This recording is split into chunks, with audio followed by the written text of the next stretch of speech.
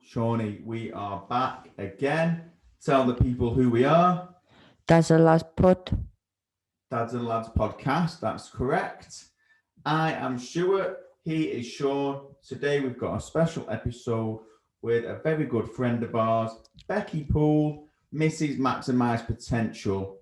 Beccy is an Ironman, a GB athlete. She is a trainer, a teacher, a wife, a mother, all those good things. We discuss everything on the podcast about all those things. So please sit back, relax, and enjoy this episode.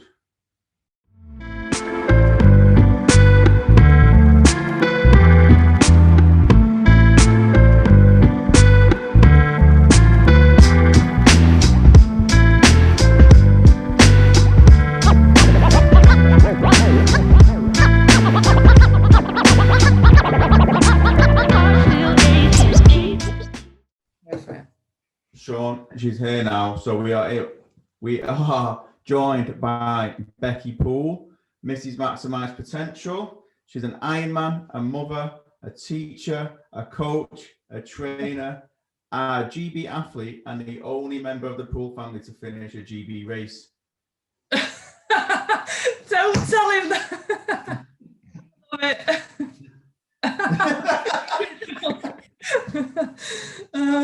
You mean the only one to use these bikes properly? That's what you're telling me, isn't it? Exactly. Yeah, the only one that can do it without crying. Oh, he'll never live that down, will he? Well, we didn't even take the mick out of him when it happened because we all felt so bad on him.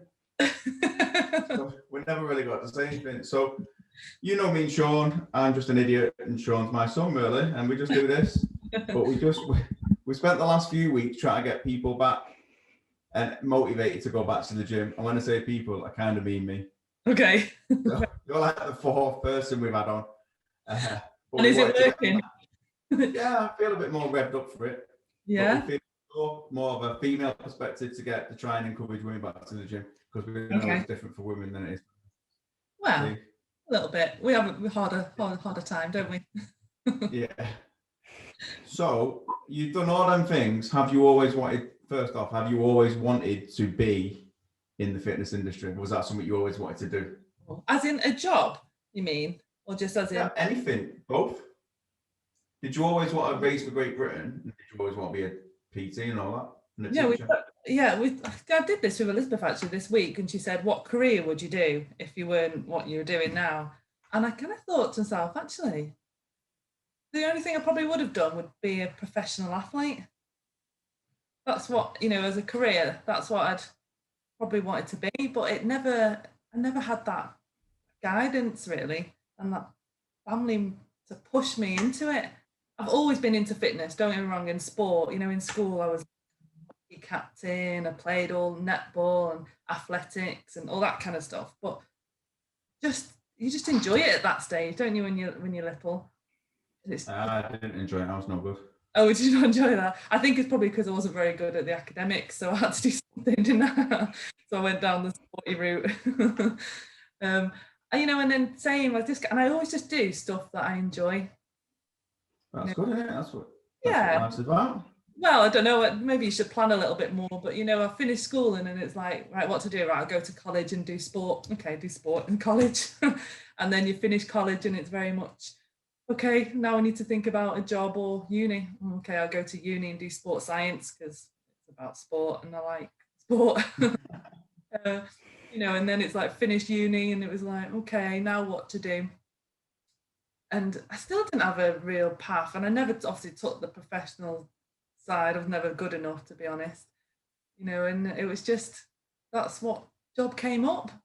Let's do some. Honestly, I really have just fallen into it. I've never really thought about a proper career path. I wish I had now. I'm 40 odd, but isn't it? That's what it is, yeah. It's life. Yeah, you got to do what you enjoy, I suppose, and it has. It's a difficult industry to be in. I do believe that they don't get paid enough for what they do, what we do. But it's a great industry as well.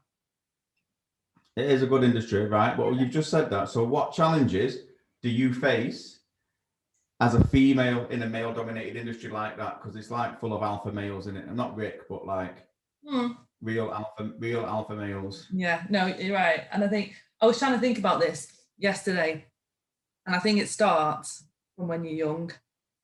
Got to start from when you're little. And I've got a question for you. See if you can get this right. I had a little bit of research. You know what I'm like, a bit nerdy, and started doing research. How many young girls between the age of 13 and 16 get the recommended amount of physical activity? So for physical activity, we have to do what? 60 minutes a day. That's what they recommend. 60 a day? 60 minutes of physical activity, not like exercise, walking, that anything like that. Yeah, that's what they recommend. Yeah, but you just I'll say about don't you? 30%. So 13 to 16-year-old females, 10% get the recommended amount. How bad is that? No, it is bad. They should just do more PE at school then, because that's school-age kids, isn't it? Yeah, definitely. So when you're in primary school and it's great and they love sport, and then they get into secondary school and it's like the worst thing for females. But I don't understand why. Why is that? And it's got to be things down to like puberty, image. They don't want to be sweating, don't want to be putting the lycra on. Who does? Anxiety, awareness of their body.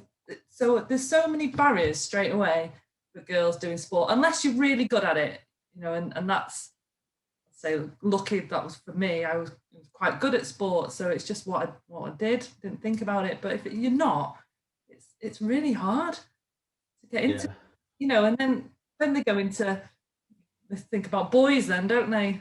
They don't want to look bad in front of the boys. They want to sweat and get the hair like this and all that kind of stuff. So college just gets worse. And then I think actually the time we kind of realize that to get over ourselves and realize the importance of fitness, and we get comfortable with our body and comfortable in a male-dominated situation, because it is, isn't it? The gyms are quite even the gym floor is just men. Mainly men that work there, mainly men that train there. Yeah, even I remember when I was going off again now, you have to pull me back in to it. When I was doing my fitness qualification, so I was qualified to be a gym instructor, and I went into the gym, into the free weights, which I wasn't really big into. I was so nervous just to train in there because of that environment. Well, is that them, or is that just my insecurities and my? No, I think that's everyone, because I'm a man and I don't like going in the gym. I've said it before. I get nervous and I'm a bit fat, so I think people are looking at me. And if I don't have a plan written down, or not even written down, if I've not worked out either before or in the car on the way what I'm going to do when they get there, I just stand there looking lost. And I just end up doing the same 3 things for half an hour and then go for a swim or whatever. So I have to have a plan. Otherwise, I genuinely stand looking lost in the gym. Yeah. Like when I had me sheets of paper off Rick. Yeah. When I was doing Ironman and I had that strength, I knew I had to go in twice a week, but I knew what I had to do. I just went and did it because it was written down. Yeah, and you're not thinking about it. And it's funny, like you say, oh, I don't want to go in there because I'm a bit overweight. But that's the whole point of me going, isn't it? I know, but there's not many fat people in the gym. No, I get you, and it's really, really hard. But I was trying to, again, maybe this is wrong to think, but actually that's your insecurities, isn't it? That's our insecurities, and it shouldn't be like that. You should just kind of switch your brain off, and maybe this is why I do so well, because I don't think enough. But actually, don't think about it. You just get on with it, what you've got to do, and ignore everyone else. It's like what you were saying. Well, I've been told loads of times, like, no one in the gym's interested in what I'm doing. They're not bothered. No. But it's inside me where I just think, oh no, these people are all staring at me. It's like you've had that talk, I can't remember who you were talking to now, about bullies and stuff, and you let them affect you, what you're doing. And that's an person. Yeah. And it shouldn't. You should just get on with your own thing, isn't it? That's it. But it is hard, especially, think about what's in the news this week, for women as well, and obviously what happened locally. It kind of puts people off, who were not wanting to do it in the first place as women, to then actually step out of our comfort zone and do it. It's really tough. Yeah, if I was a woman now, I wouldn't want to go running down the canal. Even No. though to me, that's the best place to run around there. Yeah, completely. Well, geese. It's not not impressed with them geese. With what? The geese. Oh, the geese, yeah.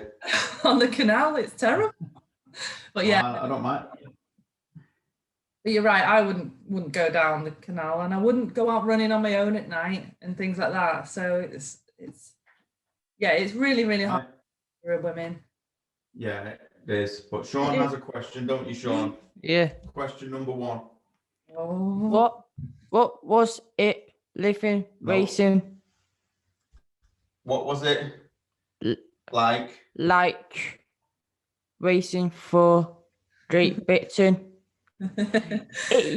Your handwriting, Dad. I know it's my handwriting. Come on, Stuart. But you make that sound like really, really amazing. Like race for Great Britain.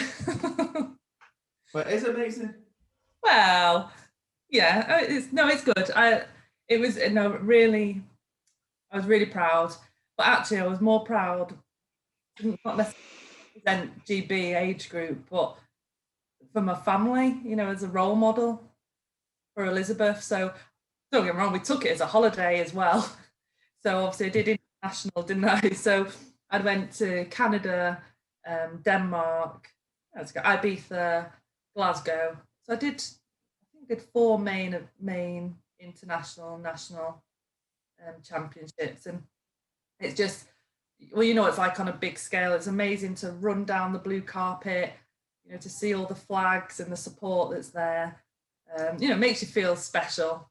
Even if I am coming in the back end of my age group, it's all good, but the most important thing is to see, Elizabeth, well, it wasn't just Elizabeth at the time, just to like waving the flag and being like, yeah, my mummy and how amazing she's doing.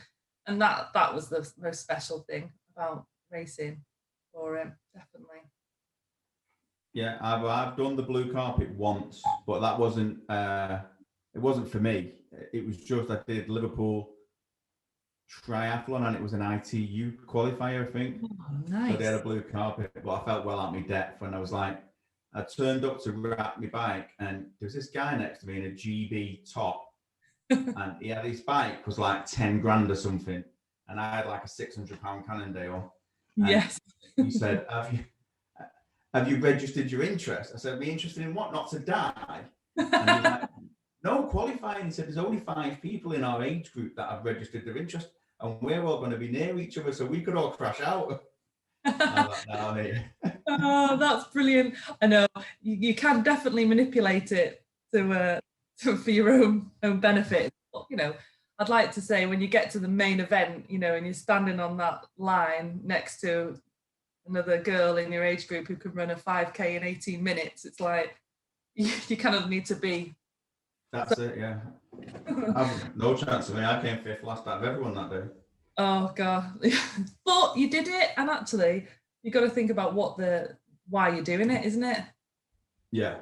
I had this conversation with a lady that does age group recently, and she gets really, really nervous. She's brilliant, absolutely athlete, and she always comes near the top end of her, age group, but she gets so nervous. And I'm like, but why? Why do we get so nervous going into these events? We're not professionals. It's not like we've got sponsorships on our back, making sure that we're publicising anything. So why do we put so much pressure on ourselves in everything? It's crazy. Because you want to win. But if you're realistic, I mean, I know I was realistic. I was never going to win the whole race. But you could Self in my little age group.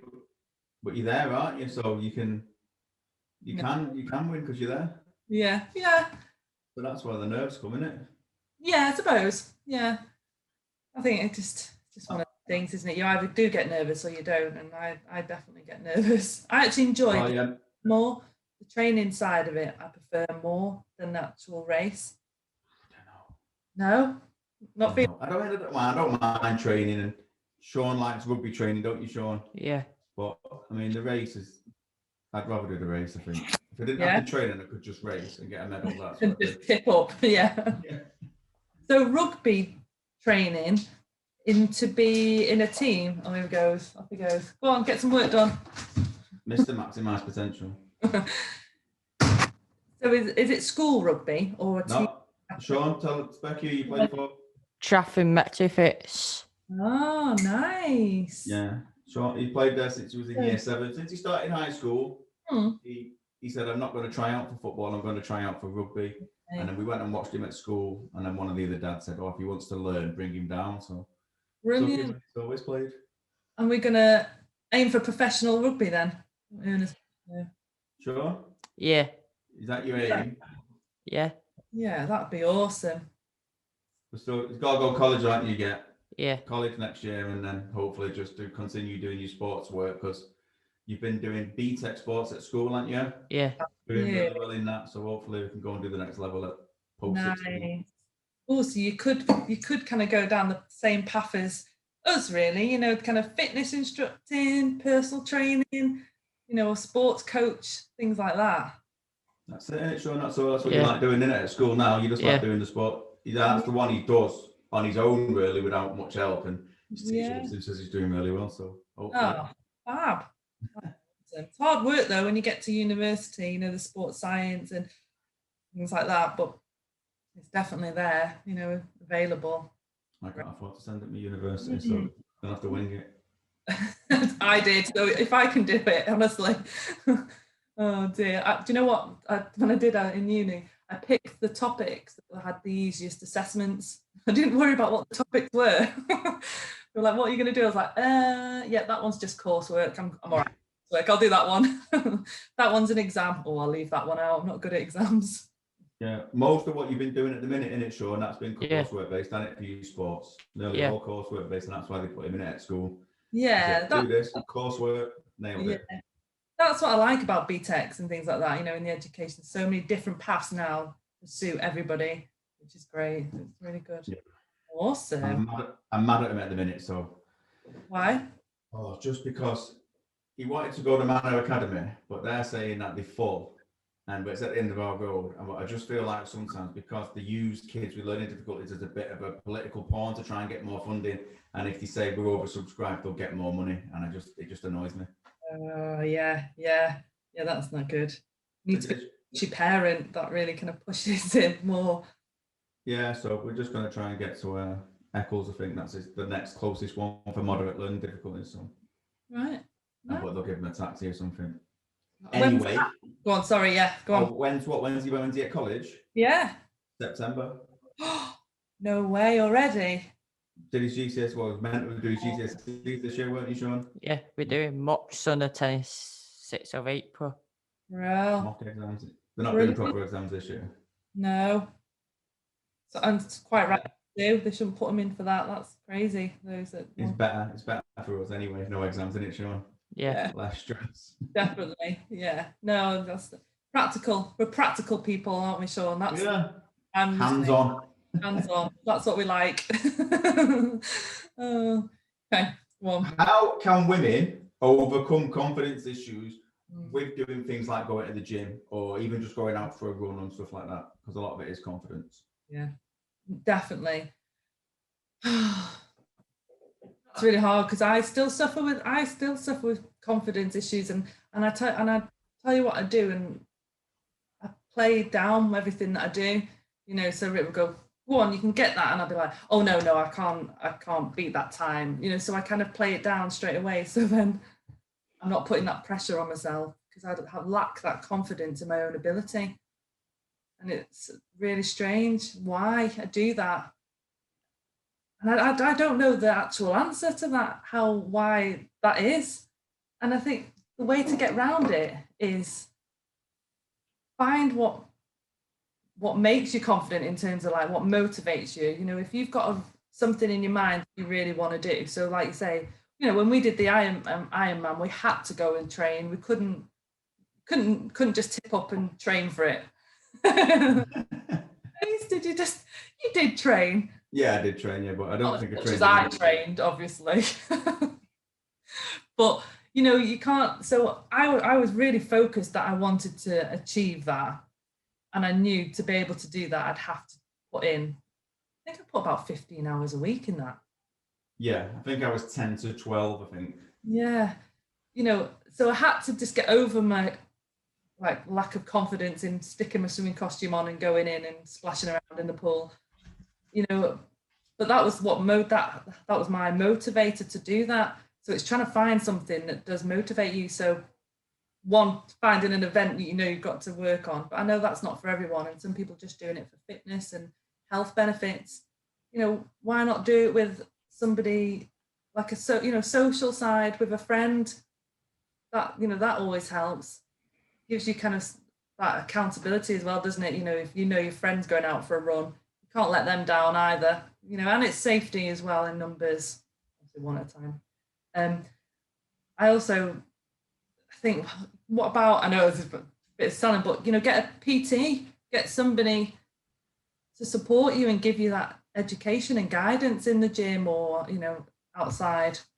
That's always a great option, and PTs are doing so much more now than just face-to-face, aren't they? They're doing online, which has really worked. That helps me. Even though I know what I should do, I still get Rick to do all my programs for me and train me. Just because, and then just because I know then I'm doing it for him, I don't want to let them down. I think we're quite happy to let ourselves down sometimes, especially as women, especially when you have kids as well. It's always about everyone else. You've got to look after everyone else first, and you don't want to let them down. And so if I'm doing my fitness for them, then I'll do it. If that kind of makes sense. It's a bit kind of the complicated brain of a woman. That's it, yeah. It does make sense. I think basically what you're saying is, if you're not confident of going on your own, try and just rope a mate in to do it with you. And if that means you're both just joining the same gym and going for a swim, make it a bit of a fun social activity. Definitely. Yeah, because if you don't enjoy it, you're not going to do it. And there's so many different things that you can do now. You don't have to go to the gym. There's loads of different sports. Join a netball team, join the athletics club, running club, things like that. There's just loads of things, isn't there, that help us, support us to be able to have a healthy lifestyle, or have fitness goals, whatever it is that you want to do and why you want to do it. And I've definitely changed the way I do things now, especially after having kids. Me and Rick were obviously very selfish before, and we could just go off and train and do what we want and when we want to do it. But as when you've got children, you can't do that anymore. Yeah. So try and put it into your family life. So obviously when we had Henry, it was harder because there's 2 kids now and 2 of us trying to fight to do our exercise as well.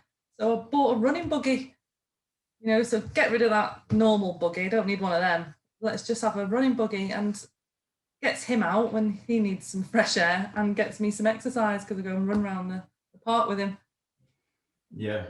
What's the difference between a running buggy and a normal buggy? I've always wondered that. Oh, it's so much better. I wish I'd got one when we had Elizabeth, because I just got like a normal with Elizabeth, and they're really heavy, and just there's no proper suspension in there.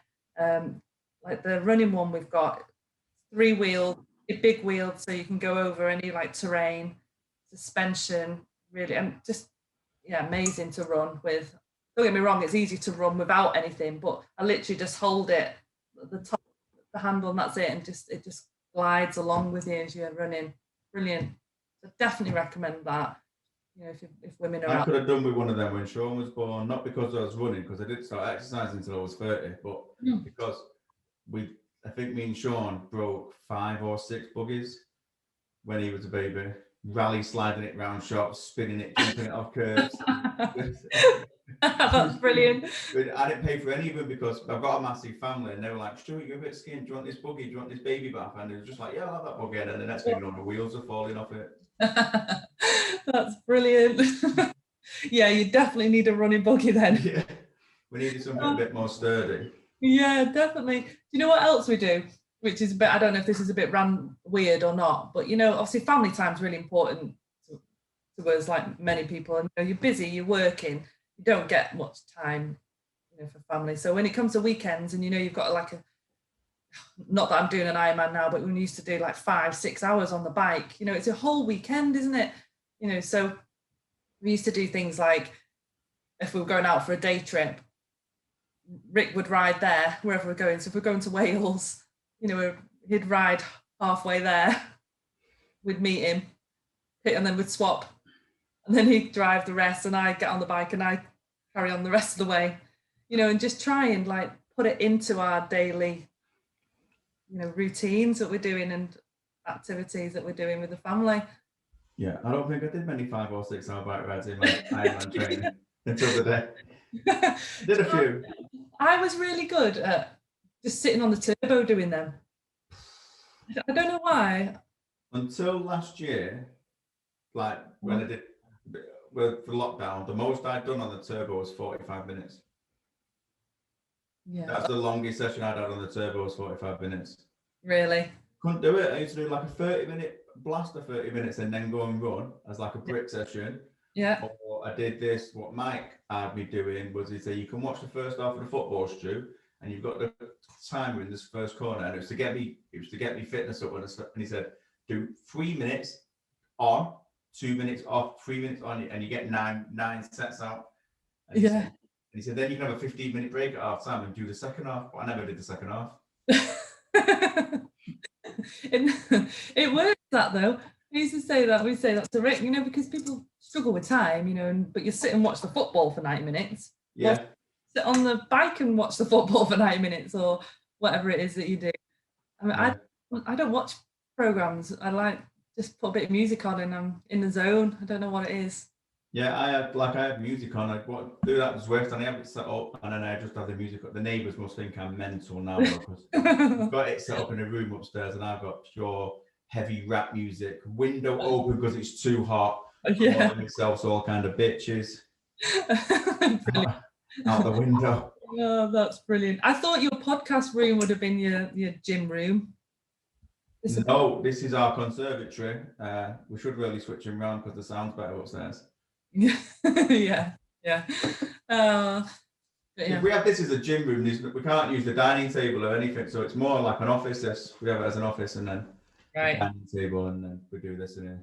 And I like your setup with your chairs. You look very professional, you two. Christmas presents, weren't these, Sean? Yeah. Very good. Very good. Okay. Yeah, this is just what we've shown. So you've got another question there, don't you, mate? Yeah. Can you read it? Yeah. Go on then. Let's just check me. I'm right. How did having kids change your training plans? Yeah. No. So was it hard coming back after having kids and that? Yeah, definitely. It was. Obviously, I did the Ironman, didn't I, before having Elizabeth. That was kind of like I kind of saw it as like my final chance to do anything before having kids and my life being over, that kind of traumatic. So because I knew when you have children, your time's not your own, is it? It's so important that you're trying to work full time, you're trying to look after kids and trying to get your training in. It's so hard. And I'm not good in the mornings. I'm not one of these people that gets up at 5 o'clock in the morning and does my training before the kids get up to then get into school and then go to work. I just can't do that. It's just not possible. So I did my kind of main event prior. And then obviously when I had Elizabeth, it took me a little bit of time to get back to it. But I consciously did that, I think, in terms of giving my body time to recover. In 9 months of growing this little person, and then are we supposed to snap back into our training and, image and everything? For some people, brilliant. But I was quite happy to have that time to recover. Yeah. And I love my fitness, don't get me wrong. And, I'll go for walks and do things like that. But I purposely didn't go back into triathlon, I think maybe 2.5 years until I then went back. and obviously I had a section, so it took me a little bit longer to recover and just do a bit more strength. And I didn't do enough strength training, as Rick keeps telling me. And I had quite a few injuries. Because that's the bit I didn't really like at the time. I liked to just run and get on the bike. So it took me longer than it probably should have. But I'm quite glad of that. I was trying to just focus on this new little person that was now in my life that I didn't know what to do with, and it's a massive adjustment, isn't it? Yeah. And the identity, I'm not just me anymore, and I'm not just Beccy, this athlete, or whatever you want to call it. I'm now a mum as a priority, and everything else comes after. So it took me a while to get back, but when I did come back, that's when I did age group. So actually, and I've had some of my fastest time. It's probably good to have a break then. Yeah, so actually, just have a baby, everyone. Although second time round, I mean, Henry's only 17 months. I'm definitely not breaking them records at the minute. It is just, we're getting older now as well, so yeah, but yeah, it's definitely harder, but you just got to be more organized. Like I said before, just putting it into your daily routine of what you do, getting the kids involved. Elizabeth will come out with me. She'll, if I want to run quicker or continuously, she'll get on the bike and ride next to me. Yeah, well, she's non-stop, that kid. That's because Rick's always had dragging her out since she was a baby, running gymnastics and skateboarding and snowboarding and biking. You could ride a bike before me. Oh, it's true. Well, actually, that I feel like they're really important to have as you're young, to instill in them that she'll just see that as normal. That's what you do with your spare time. Yeah, that's what you do. You don't get me wrong, we like to sit on the couch and do nothing sometimes on a weekend, that's for sure, but she won't do it every day, for months and months and not do anything. She'll hopefully see that this is really important to keep herself fit and healthy. Yeah, I've seen her at track when we've been at track and she'll be doing like the long jump or something in the middle or doing cartwheels. I'd run past and be like, Rick, just buy your kid an Xbox. Stop being mean. Buy him an Xbox and let her eat some crisps. Got to have some good habits. That's what the good habits for the kids, instill it into them. Yeah, well, it was having Sean that really made me change to having good habits, because I didn't exercise until I was about 30, at which point Sean was 6, but I couldn't keep up with him anymore. I was getting out of breath going upstairs and I couldn't chase him around the park. So I had to get in the gym. So you need to pat him on the back. There you go. Sean, you've done a good deed there to help you. Yeah, I probably would have died. Yeah, at about 35. It's true though, isn't it? Like you don't realize that actually this little person now relies on you and making sure that you do. And I'm really conscious of that. Everything that I do. Sometimes when you're having a lazy Sunday and you're both sat on our phones, not doing anything, and I'm really conscious that the kids are just sat there like just playing on their own or watching us just messing on our phone. And I think, no, put that down. I need to focus on these little people and playing with them or doing something. So yeah. Not too bad with your Sean's age now. He's 16. Don't barely want to speak to me unless we're recording a podcast. Oh, I don't believe that. I don't believe that. True that, isn't it, Sean? No. No, I know. I definitely do believe that. But yeah, it's yeah, there you go. But it's hard. Don't get me wrong. Like sleep deprivation. God, Elizabeth was amazing. Henry just didn't sleep for the first 9 months, like up 3 or 4 times. So, to be expected then to kickstart yourself back into your exercise, which we know helps. It does help, doesn't it? You do your exercise, it makes you feel better, but it's getting over that hurdle to actually go and do it when you're knackered. Yeah. It's just in general, like I haven't got the drive to go and do it at the minute because I know there's no races. So, and Rick told me off at Christmas about it when we did our little episode at Christmas with him. He was like, you need a finish line. And he said, you have to get to a point where you don't need that finish line so much and you just do it, because just do it. I am driven by a finish. Not even, it doesn't have to be like a finish line, a big red tape and then all the fireworks and that. It's just an actual end. If it's just the whole, I'm just going to do it for doing its sake. Right. I enjoy doing it when I'm doing it, but it's just that I haven't got the drive to get myself off the couch to do it 3 or 4 times a week. Right. If that makes any sense. Yeah, no, it does. It does. I'm probably the opposite. I kind of like the process of it. The race I get really stressed about, you know, and actually, and I do enjoy the race by the end as I'm running to the finish line, but the build up to that bit of racing and getting myself prepped and that really kind of stresses me out. I don't like that at all, you know, and it's harder when you've then got, I mean, we were obviously a great partnership anyway, but you know, we all go down and it's like, mummy, and you're just like, oh, I'm just trying to get my transition right, you know, I just want to sorted, and it's really difficult. But I actually prefer the training part of it. But you're not alone. I think a lot of people are like that. They need a goal. What about doing? We started just doing things like making ourselves little goals. You know, so even just simple things like. So when I'll say we had Elizabeth and I was then training for age group stuff. You know, I had to get so many sessions in a week, but it's so hard because, like you say, you're working full time, you know, and then all of a sudden the kid doesn't sleep that night or is ill and you really struggle that day and you just can't then go out for your run or whatever it is, you know. So I just tried to set myself goals in terms of saying, right, I have to run 3 times a week. I have to get on the bike 3 times a week. I have to go to the pool twice a week. Whenever that is, it'll just fit in that week. But that has to be what I do. Do you know what I mean? So rather than say have to do Monday, have to do Tuesday, if it gets to the end of the week and I've got to then do double sessions because I've not done anything, that's just what it's got to be. It's set in stone, written down.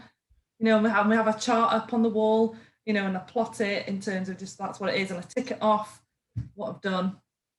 Would that not motivate you? Yeah, once I've sat with Rick and he does me a plan and everything, I'm all right. I have my plan stuck to my fridge and I just write what I've done and I tick off, and I like ticking it off. Yeah. He only really does me them plans if I've got a race, because otherwise there's no end to the plan then, is there? No, well, no, I suppose. And the gym's been shut meant the pool's not there, and I really miss swimming because I really enjoy the swimming side of it. Yeah. And so I don't feel as exhausted unless you and Rick turn up and make me start doing 100-meter sprints.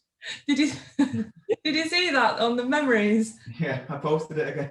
Is that what you did? You posted it? Yeah, I saw that. I remember that. Realised. And that's another thing. You need to surround yourself with positive people because we all lack motivation. Definitely. You know, people always go, oh, you know, Becky, you're really fit and you like, but there's times when I just don't want to do anything and just eat. Definitely. And Rick would probably say the same as well, you know, but hopefully we have them at different times. Yeah. So, you know, I can be like, go on, you go out now, you know, and we're a great partnership with the kids, you know, so it's a bit like, right, let's sort it out. You go out, get it done. And he's like, oh, no, I can't be bothered. I'm like, no, go on, go out, get on the bike. And having someone to push you. So, Sean, that's going to be your job.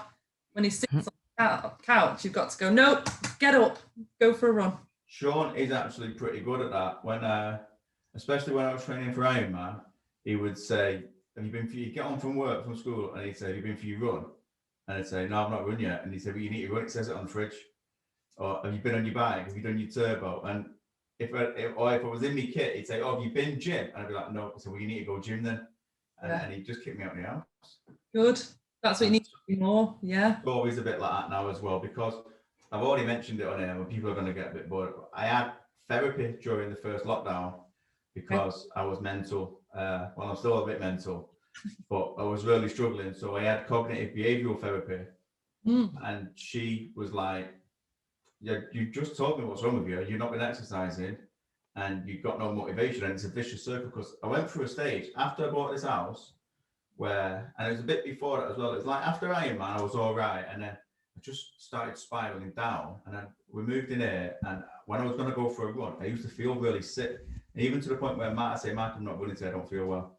Yeah. And I don't know what it was, but it was just like a nervous thing. And it was making me feel sick. I don't know whether it was, I'm never going to be that good again. So what's the point in doing it?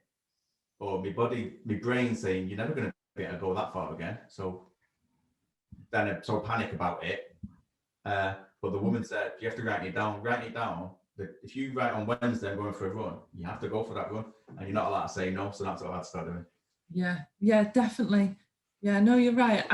That is hard. I definitely, after I'd had kids, I had to turn my watch off, you know, because I do like numbers. I like crunching numbers in terms of, you know, what my times are, my distances are and stuff like that. And you've got to be realistic, you know. So after I had, you know, kids, I'd not trained for however long properly. I mean, I did train while I was pregnant with Elizabeth, but not much with Henry. I proper slobbed out, ill all the time. So I just didn't feel like it, you know. And I'm not going to get back and do them numbers again. So I tried to just get myself out and just enjoy it again, you know, rather than worrying about the numbers.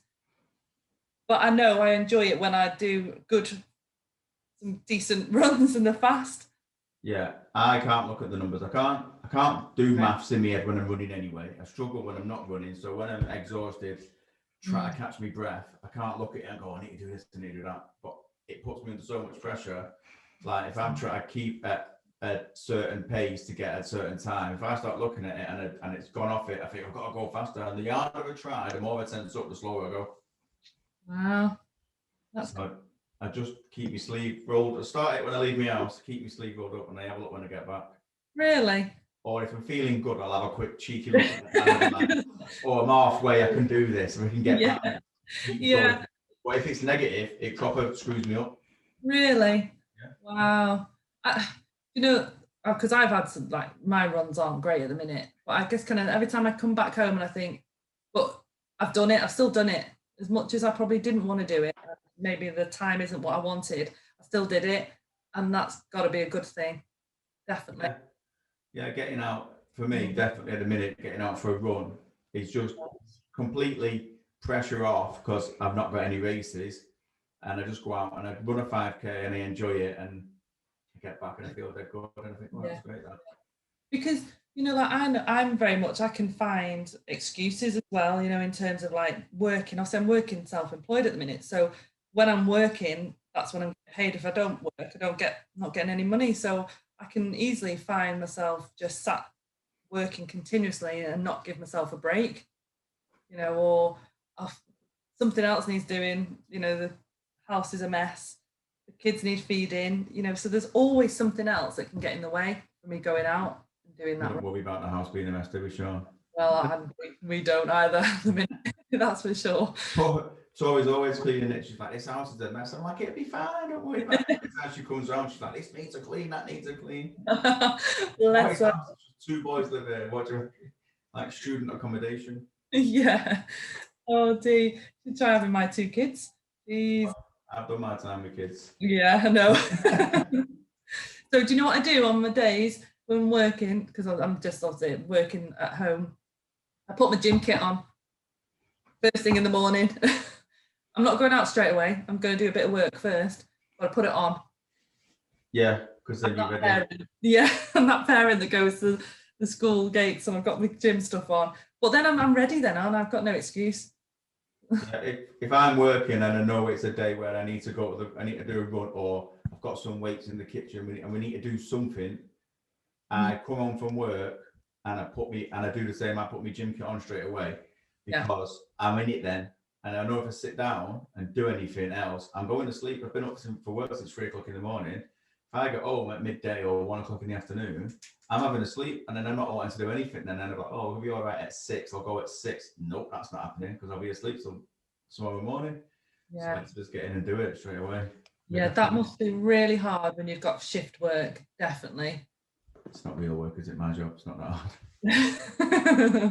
But the sleep deprivation, that's my biggest thing.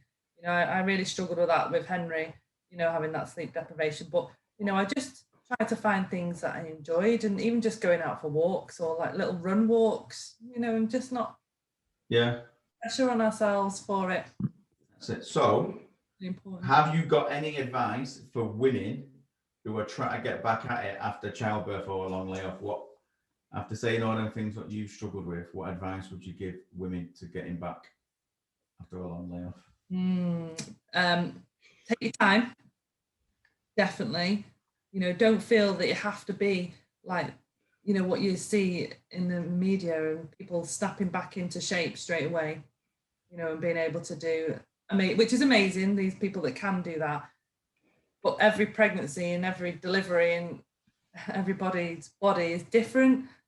It took me a while to get back into a decent amount of shape after, Henry.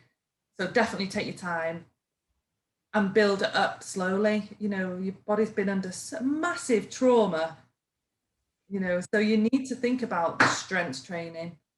So bringing that back in is really, really important before you start, and that's what I did wrong with Elizabeth. After I'd had her, I went straight back into track and tried to get back into what I normally did, which is just ridiculous. And I ended up having problems with my pelvis and getting pain in the pubis symphysis because I just wasn't strong enough to support my body when I was trying to run, so it's really important that you do that build that back up really slowly. And then routine, in terms of like being organized, is really important, isn't it? So making sure that you get the kids into a routine. I'm quite strict. I want them upstairs and ready for bed at 7. They're in bed because it's important that we get our time. I could do my fitness now when they're all in bed. Yeah. So having that kind of routine is important too. What else? Being adaptable, I think, is really important. Don't stress if you don't get that running that you said you were going to do on Monday, because, like you say, the kids dictate what happens in the end, don't they? Yeah. They're the boss. So, and they rely on you. So, if you can't do it, don't stress about it. If you have a bad week, what does it matter? Get back on it the next week.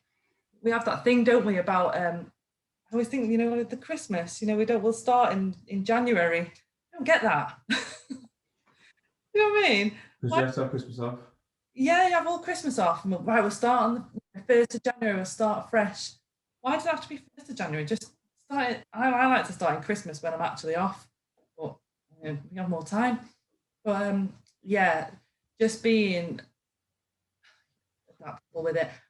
And hopefully, have a good network of support around you. So obviously me and Rick are both in it. So we both understand the importance of us exercising, so having that support that, you'll have the kids on a morning, so I can go and do a run and then we swap over or whatever it is before, or things like that. Yeah. Important.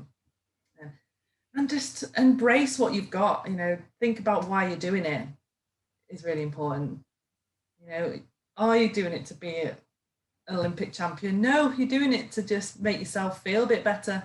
And so what if someone flies past you?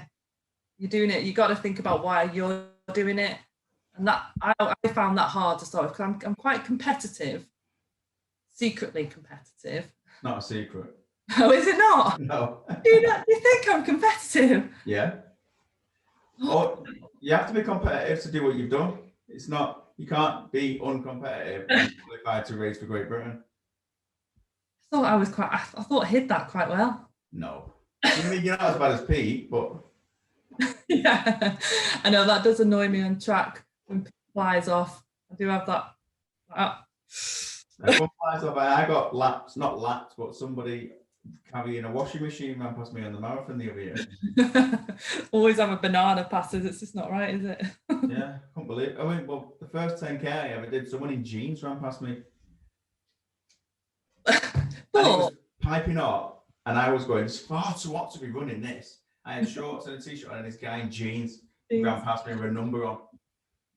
Well, you don't know their backstory, like your backstory of how you only started doing fitness when you were 30 after being massively overweight.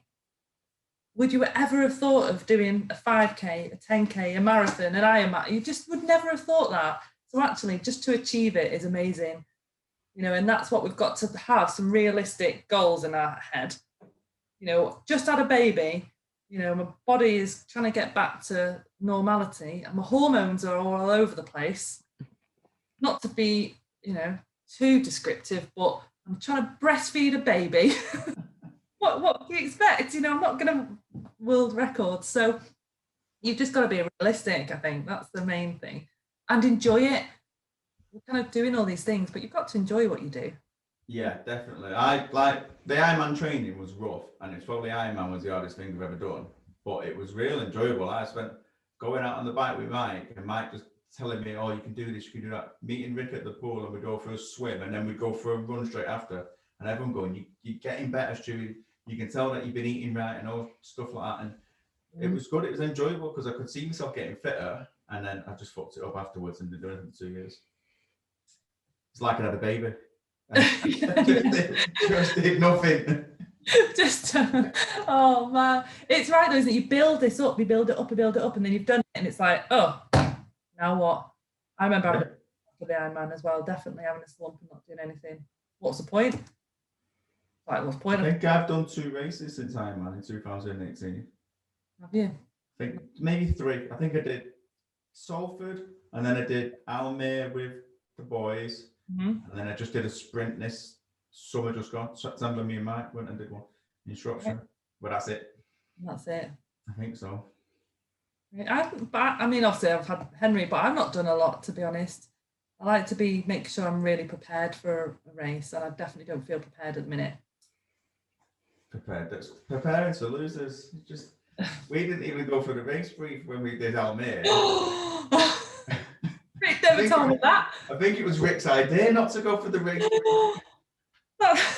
Wait till I see him, the professional not telling you to go to the race brief. Because it was late, and we turned up and was like, I think it was one of them said, "We don't really need this race brief, we know what we're doing." And then when we got in the water, Rick and Pete swam off, and I thought, which boys have I got to swim to here? So I was swimming the widest part of the course possible, because I thought, I'll just go to that red one and that red one and that red one. But it was the inside ones we were meant to be going around. I was like swimming right on the boundary. Oh no. So it's all Rick's fault. It's Rick's fault. It's all Rick's fault. I was rubbish that day. That's terrible coaching, that, I tell you. I know, encouraging him to drink the night before. He needs another pint, Stu. Come on, it'll be fine. Get out of it. I'm not having that. I definitely wouldn't do that. Oh dear. Right, I'm a bit of a fat slob, right? So No. And Put yourself down. when I'm training, I use that as an excuse to go, I can eat absolutely anything, which is probably the wrong thing. I mean, I train for, Rick will tell you, I train for Ironman as a vegan on vegan pizza. I know he was not impressed with that. And not, what were they called, Sean? Not chicken nuggets, weren't they? Something. Yeah. Oh no, even worse. We're getting them delivered every other day, not chicken nuggets and chips. And but that's what we lived on. So how do you manage not to binge eat and just be you? That's that. So how do you manage to use food properly rather than be like what I am? Yeah. And it's even harder when you've got kids as well, because you're trying to sort their food out, and then they don't eat it all, so then you end up eating it as well. Yeah. as well as your own. So that, where he is. Is he making enough noise? You lot still gassing? Yeah. Stop trying to sabotage our podcast. I know. That time. Looking good, ladies and gentlemen. Looking Cheers, good. mate. Sounding awful, but you're looking good. Shut up. Stop it. Yeah, so it's all about being prepared again. It really is. So like today, we're both working. We've got Henry at home as well, trying to sort them out, trying to get some training in. So as soon as you get up in the morning, bam, stuff in the slow cooker, done, it's there, ready. So then when we do get finished and you've then done your training and you're starving and you just want to eat something, we've got something good, in the slow cooker. And what I do is try not to buy bad things. If I've got crisps and chocolate and sweets in, but yeah, of course I'm going to go to that rather than an apple, definitely. Yeah. Eat the fruit, but got to think of the kids as well. You want to give them into good habits, so don't have that stuff in. Well, we don't, but we were getting it delivered. I mean, to be fair, the the closest vegan takeaway was in Cheltenham, and we were driving there 2 and 3 times a week. Really? They knew me in the shop as my Instagram handle because I used to tag them in my food that often. You've got to get them to sponsor me for Ironman. That's brilliant. You're not doing it now, though, are you? Being vegan or eating takeout? Vegan. No, we went to Croatia and I fell off the wagon because there wasn't many vegan options. So we went to Croatia. Couldn't have been last year. It must have been 2019, I think, October that year. And we went there and there was hardly any vegan options. So I got a rack of ribs and it was delicious. So I had 3 more while I was there that week. Oh, dear. Oh, dear. I mean, I'd like to say I do eat quite healthy, but I do eat bad things as well. Yeah. And I don't know, Rick probably won't, I don't know if he'll agree or not, but try and calorie count a little bit. You know, so just awareness a little bit, you know. So we had a bad weekend. It's been Mother's Day, so obviously we're going to eat loads, you know, and we've had an afternoon tea and I've eaten that many cakes. It's just ridiculous. But so that day, so on Sunday, because I knew we were going to have this massive afternoon tea, I didn't have breakfast, which is not what I normally advocate, obviously, but I knew over that day I was going to have loads of calories. So I just try and balance it out a little bit. It's all about balance, isn't it? We've got to have things that we like, but let's not have, you know, a kilogram of chocolate. Let's just have a little bit of chocolate. Sean eats them big family bars in about 30 seconds flat, don't you? Sean, just you wait. Just you wait till you're older. That's what I tell him. I say, oh, you're going to be fat. But no, I'm not. But he never sits still, really. So. No, when you're younger, it's different though, isn't it? I remember I used to have a daily Twix when I was in school. Every day I used to have a chocolate bar. Just a Twix. Oh, was that not bad? No. No. Oh, okay. I was eating 6 packets of crisps a day when I was at work. No way. Wow. Wow. That was for me dinner, omni dinner with a sandwich. And then I would still get like ice creams and stuff if it was a nice day from the garage. Wow, that's crazy. You know, and this is why we try and give really good habits to the kids, you know, so they understand that, yeah, have those. Don't get me wrong, we don't restrict them to not have anything like that, but you've got to eat good food as well. You can have a pudding, but you've got to eat your main meal, which is a decent food, you know. Yeah. We're quite happy to say I don't think Elizabeth's ever had a McDonald's. Never had McDonald's. Sean goes mad now because I don't buy McDonald's anymore. Good, the rubbish. I've not had McDonald's for years, really. Sean gets it at his mum's, but I've not had a McDonald's for a very long time. You don't want to eat that rubbish. Absolute rubbish. He loves it. He had Uber Eats on speed dial when he was on his mum's phone at one point. He ordered Uber Eats all the time from his mum's phone. And that's the, you know, it's the biggest thing, isn't it? You know, exercise helps obviously, but what you're putting in your body is gonna ultimately, you know, it's your health, isn't it? Yeah. You know, but like Rick hated the fact that I was a vegan and said it wasn't right and I couldn't do this and I couldn't do that, so I proved him wrong anyway. And then but it did help me really because I wasn't really eating a very balanced diet before that. So I think I learned to cook other things, and then now I eat a lot more veg, and I have a much more balanced diet now. So I'm not just eating steak, broccoli, and rice, or chicken, broccoli, and rice. That's all I used to eat if I needed to lose weight. So when I first originally lost weight, when I went from like 20 stone or whatever I was to 13 or 14 stone in my first year of exercising, I'd get up and I would have porridge for breakfast, and then I would have a dry tuna sandwich with a banana, so no butter, no mayo, just tuna, like a full tin of tuna on 2 slices of bread and a banana, and that made me dinner at work. And then when I got home, I would have either salmon, broccoli, couscous, or chicken, broccoli, couscous. I did that for 6 months. Oh, every day? Every day. Oh no, this why? Because that was all I knew. Right. But do you know what though? I feel like nowadays there's no excuse. There's so many healthy, like, you know, 15-minute things, isn't there? You know, what we usually do on a Sunday night, it's really sad. Obviously we go and do the shopping on a Monday, so on Sunday night we'll plan our week of food. We'll put it up on the fridge, so we'll know Monday night's a chili and Tuesday night's a roast or whatever it is, and it's set then. Bang, that's what you're having, sorted for lunch and dinner. And especially at the minute when we're all working, well, I know you're not, but we're all working from home, I can eat when I'm bored, especially in the evening. If I'm not doing anything, I'm sat there and thinking, right, so I need to make sure I've got the right things in and I'm organised with it. Yeah, Toby plans our meals. She don't write them on the fridge, but she knows when she goes shopping what meals, because she hates it when I talk to her being Tesco's and I start just messing about, spinning the trolley around and stuff. And she's like, stop it, I'm trying to think. I'm like, what are you thinking about? We're just shopping.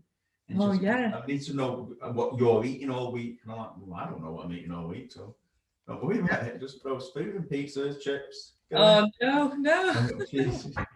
She gets all fresh stuff and she's like, this is for this is for that, this is for the other. And then when I get back and I start looking in the fridge and like, we've not got any food. And she says, you just have to make it. I've just got food that you can just grab and eat. Yeah, no, nightmare. Yeah, she needs a medal. That's what she needs. There you go. And she cooks everything for us as well, even when she cooks us food and leaves it in the fridge. Oh, she's a gem. Superstar, a genuine superstar. And she even says like, you can go out training. It's not an issue. Just go out training. You don't have to, I'll watch Sean and all that. And I say, no. She says, you don't have to worry about anything like that. I'm not going to whinge. Yeah. Like what people might have in the past. Yeah. Or anything like that. You just gonna, it's just one of them things. That's what you do.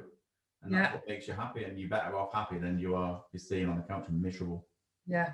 And I definitely just that's just kind of like made me think of something, because I'm selfless, definitely. I'm a very selfless person and I'll put everyone else before myself, which is even more heightened now having a family. But you have to look after yourself as well, because if I'm not the best version of me, how can I look after my family? Yeah. And that's really important. And that, exercise is not only good for physical, but also for your mental state as well. And I'm the same. If I'm in the house for a couple of days, I get really grouchy and horrible. Yeah, it makes me feel well better. You wouldn't know it, but I do. I do. Yeah. So, and it's right. And then Rick will go on, go out and go for a run or go and do something like that. And yeah, you have to look after yourself, and be that, I keep saying it, but being that role model for your kids, it's really nice. It is the best thing. It is, yeah. So if you don't do it for yourself, do it for them, and that's what I think. Yeah. I mean, I just do it now because I want to live forever. So Sean's always got someone to play with, isn't it, Sean? I know. Yeah. Yeah, definitely. And it's getting out of those bad habits, isn't it? You've got to get out of that bad habit. Switch your brain off. Yeah, and go for a run. Yeah. Or when your brain's going to go and get that bar of chocolate out of the fridge, just do something else. You don't have chocolate in the house. Yeah. Hey, you don't know what I got. Oh yeah, you don't know what's in my room. Don't hide it in your room. Oh dear. Yeah, we don't have chocolate or crisps or anything like that, because I can eat a 24 packet of crisps in about 2 sittings. Really? Yeah, I love them. Crisps are like crack cocaine. Really? That's crazy. I love them, crisps.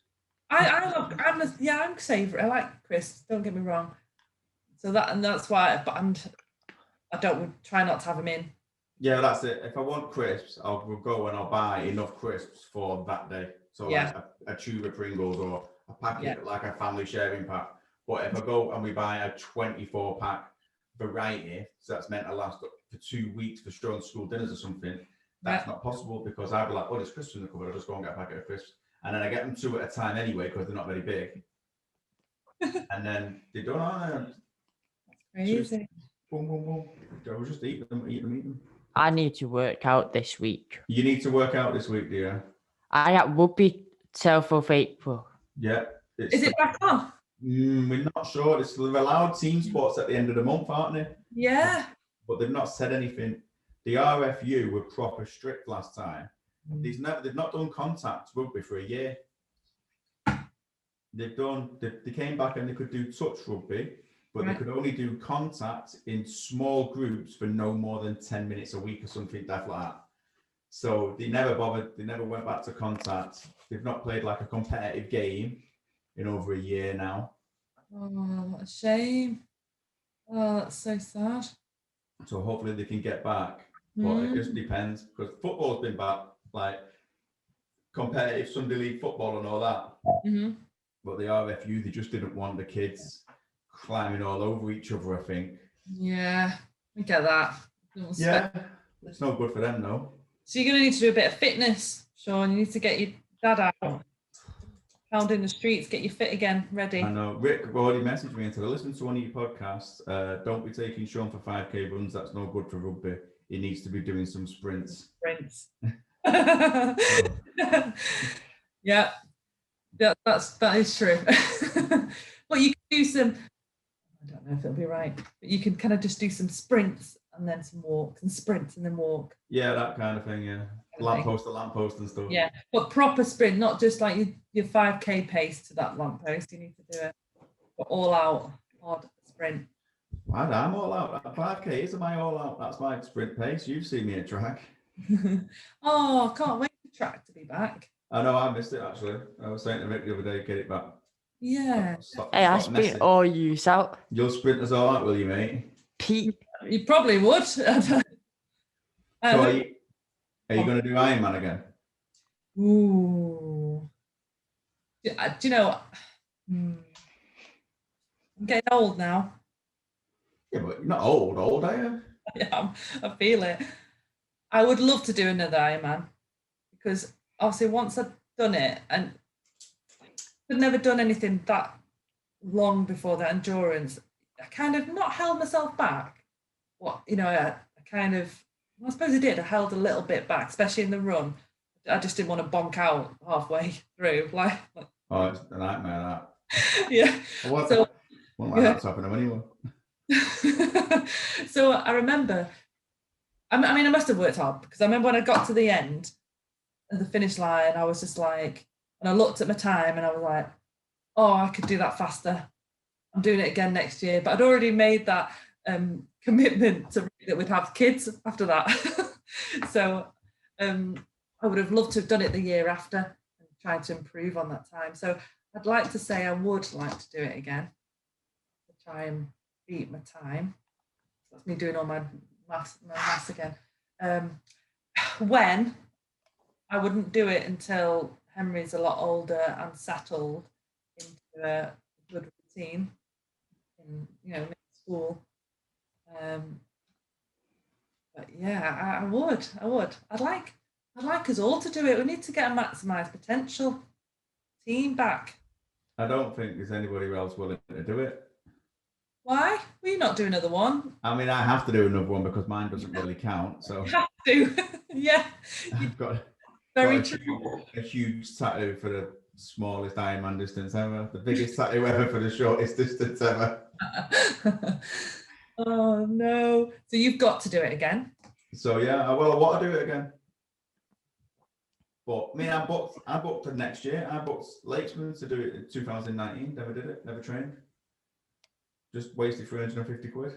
Oh, I've no. wasted over £500 in races that I've not run in the last 2 years. Because why?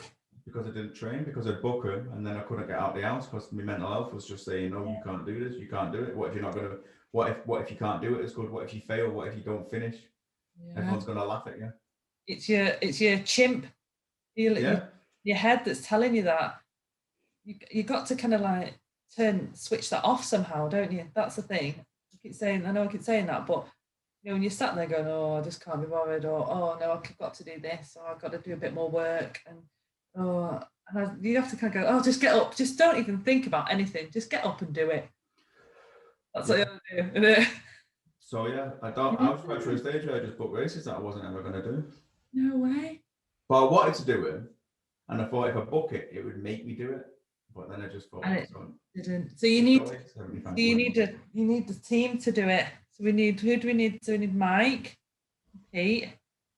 Pete won't do it, but Mike would. I think Mike would do it. Pete won't Yeah. ever do one. I don't think. Rick could do with another challenge. Yeah. That would be really good. And then we could see, because Rick always says, if I was a meat eater when I did it, I would have gone quicker. It's what he says. You would have been quicker if you were eating just vegetables. So we need to see prove him right. Prove him right, prove him wrong. No, Rick's not an anti-vegan person, you know.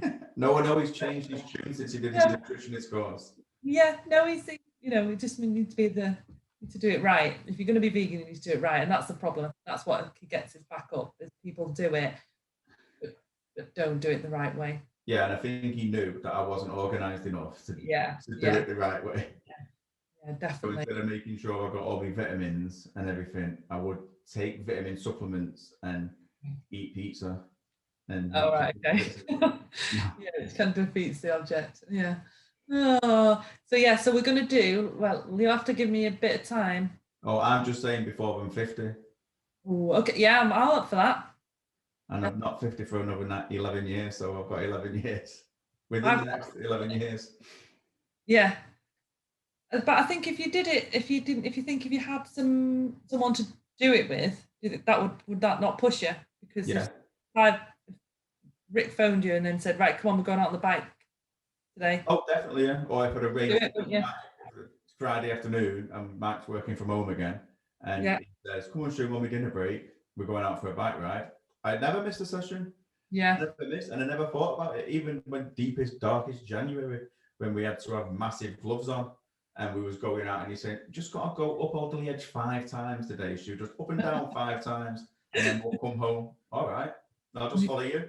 Just do it. Yeah, I'll just follow you. You just tell me where we're going, and then tell me when we're coming home. Yeah, that's what you need. Not necessarily the race. You just need that someone to motivate you. Yeah. Yeah. I need to eat right as well. Yeah, but it comes. I think all that kind of slots into place. Well, it definitely does for me. I feel like I always eat better, eat more, probably too much, but eat better quality food when I'm training for something. Definitely. Yeah. Anyway, before we go, you said you were self-employed now. So are you a self-employed personal trainer? Well, the aim was, obviously I've been in education for a long time with fitness. Yeah. I decided to come away from that. And now I've just picked up some self-employed work. So I'm doing a couple of projects, still kind of for fitness, developing standards, qualifications and standards, and quality assuring. And I've got so much of that work at the minute. I haven't got time to do any of the other stuff. Because the idea was for me to come back in and start doing a bit more with maximise potential. Again, so we were looking at doing maximise potential education and, focusing a bit more on, women and pre and postnatal and things like that. And that was the plan, but I still haven't done it yet. I haven't had a chance to do it. But it is something that I would like to start back again, definitely. So everybody should just keep their eye on at Maximise Potential on Instagram and Maximise Potential website and all that. Definitely. Yeah, obviously we do our Zoom classes as well, don't we? They've been brilliant. Sorry, just jumping slightly. They've been brilliant for me, just even joining in, because kids can run around and I can still do a class. Yeah, but Rick's internet is terrible and it's jumpy. Better now. He's got an we're getting used to these online classes. But yeah, definitely, online classes, PT, group sessions, just programming. We've got, just doing general programming, things like that. Like I say, I want to try and get the education up and running, which is kind of my main background. It has been for a long time. With obviously Rick, the kind of our main guru. Yeah.